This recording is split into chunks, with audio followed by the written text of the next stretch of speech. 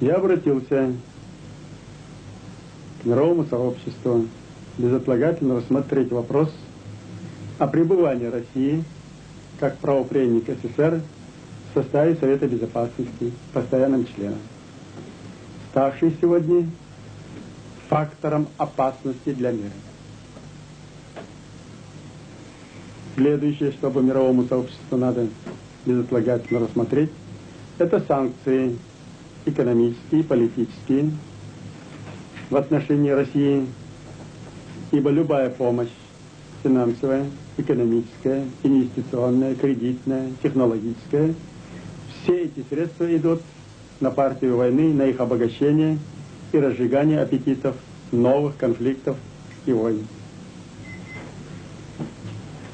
Третий вопрос, который надо мировому сообществу принять на себя, это разработать механизм правовой деколонизации народов, находящихся в составе Российской империи.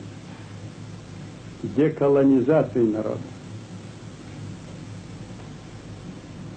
Деколонизация. Разработать механизм деколонизации. Если мировое сообщество всем миром не могут сегодня остановить банду взорвавшихся криминальных руководителей, прорвавшихся к власти, обладающий уже в руках ядерным оружием и необузданными аппетитами. Дело швах. Трагедия в любом конце может наступить в любое время.